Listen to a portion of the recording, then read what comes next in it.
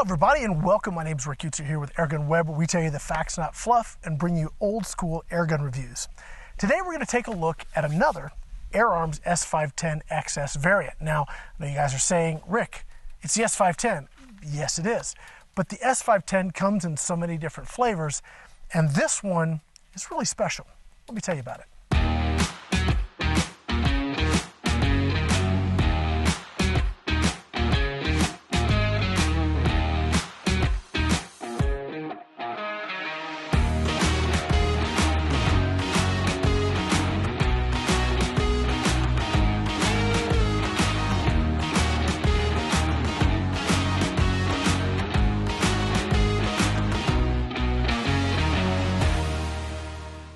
So before we get started, I definitely want to say thank you to FIREARMS for sponsoring AirgunWeb and these videos. Now, I do love the FIREARMS line, and you guys know this. If you watch the channel, I love it. Airgun Angie loves it. We love FIREARMS. And it's not just the guns. The guns are awesome. We love them. But it's also the people behind the guns, and that is really something special. Now, I've had the privilege of being able to sit down and have dinner with the owner of FIREARMS, and you know, being able to see her passion for the sport, for what she creates, it's infectious. And you can see all of that actually just comes out in the products they produce. Now, the S510 has been around a very long time. I've had an S510, gosh, I don't know how, I've got one.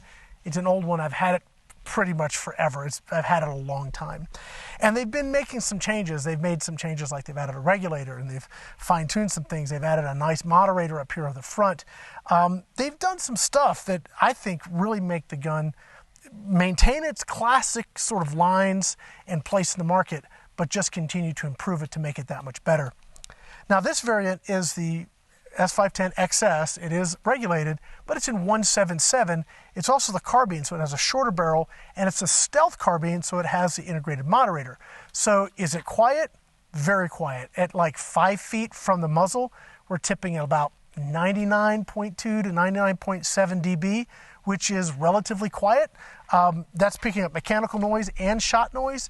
If we back that up, you're going to see those numbers drop very, very quickly. It is very, very quiet. And that was on high power too. So if you drop the power level down, it's going to be even quieter. Now, as far as the carbine, I think it's got a slightly smaller cylinder. I don't really know the numbers off the top of my head, forgive me for that. But I can tell you what we got for performance. I'm running the 10.3s.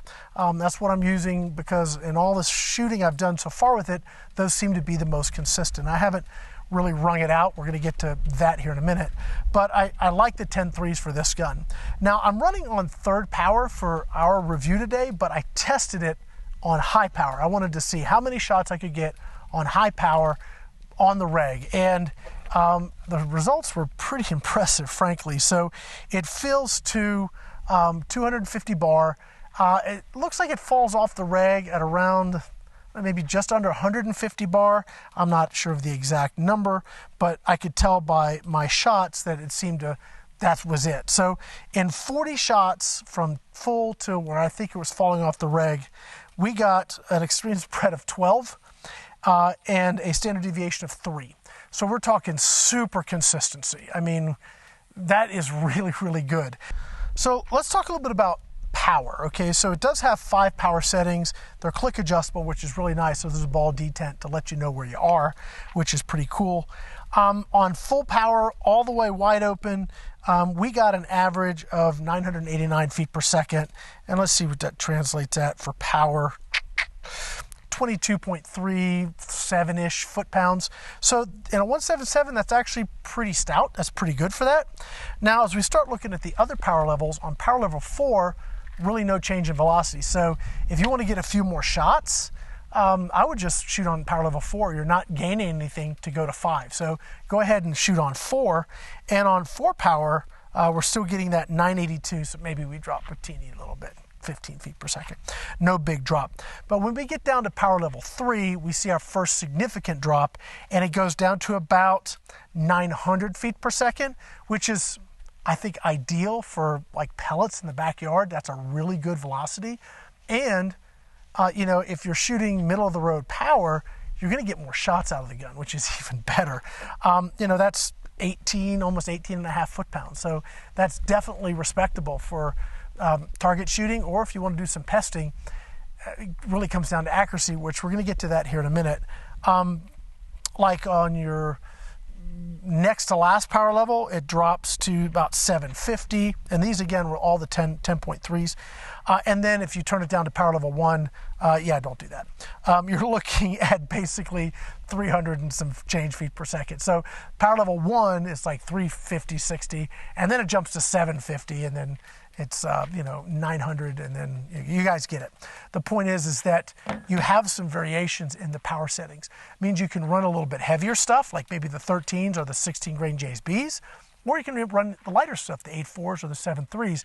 You have a lot of range here on that power where you can dial it in to get what you want simply by turning a knob, which I think is great. You don't have to take it apart, don't have to play with a regulator. You just turn the knob, click it to where you want it, it stays there, and you have a lot of fun shooting. Now, some of the other features that make the S510, I mean, we've covered a lot, but let me just go over it. This is the ambidextrous stock. I love this stock. You do have the cheek riser on both sides, so righty or lefty is great. It's a super buttery smooth side action, which is awesome. Really nice 10-shot magazine. Again, nice stock. It uses a proprietary fill probe port plug thing. It actually is a cap that goes on here, and then you fill it through that.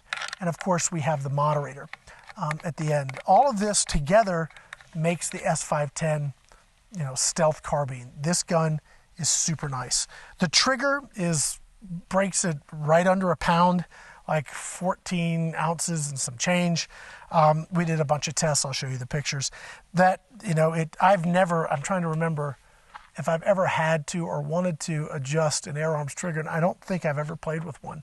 I've really never needed to. They just always seem to work for me, so I've been pleased with them. So the trigger's great.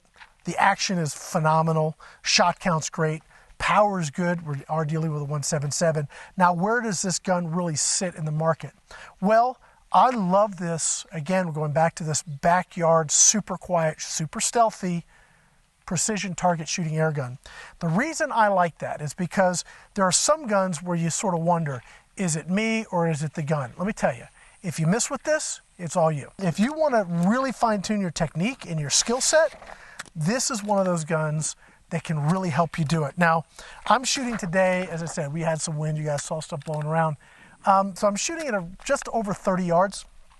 And you can see these are the groups we're getting today. So our absolute best one is, I don't know, I'd have to mic them, but they're all less than a dime. Okay, so I'm using, by the way, I'm using a Hawke 6-24. So when I'm looking at this at 30 yards, it looks this big, but it's really zoomed in. But when we get it back here to the bench, I'm thinking, all right, well, that wasn't nearly as out there as I thought, but that is a pretty decent group. Now, can I do better? Yes, I can absolutely tell when my technique fails the gun, because I can watch it and I may just have this slight wobble, or maybe I love this Hawke rest, but maybe it's a little bit too top heavy here. Maybe I need to do something about how I'm holding it or what I'm using to steady myself in the gun to get better results, but it's not the gun. Guys, any variance other than hitting the same place twice is all going to be me behind the trigger, and I guarantee you it's going to be you too. These guns just are that good. So we've talked about shot count, we've talked about accuracy, we've talked about noise, we've talked about sort of the pedigree with the owners of AirArms just loving the sport. I don't know what else to tell you guys about this particular product other than I'm very excited to have the opportunity to spend more time with it. Now, here are my plans. I mean, we've done your basic backyard accuracy overview of the gun. We know shot count, we know power, we know all that stuff. But what does it do at 50 yards? Can we even stretch it to 100? I don't know. I mean, we used this at Airgun Expo. We were shooting the quadrant target at 100 yards with the JSB knockout slugs, which I have a few of those left. Yes, we're going to test those. I want to see what I can do with a 177. Frankly, Joe over at Predator got me all excited about shooting 177s again. And so I'm super pumped to have this in the studio for us to just see what it can do. If you guys really want that super quiet, backyard friendly, and here's the other thing, and one of the reasons I like 177 again, super affordable to shoot. One, you can find the pellets, and two, you get twice as many for the same buck. That's pretty awesome. And if I'm shooting in my backyard, targets, spinners, paper, whatever, or pesting small game, this will do it, and I can do it for half the ammo cost as I would be paying for 22s and other stuff. So to me, that's pretty cool. So that's why I picked it.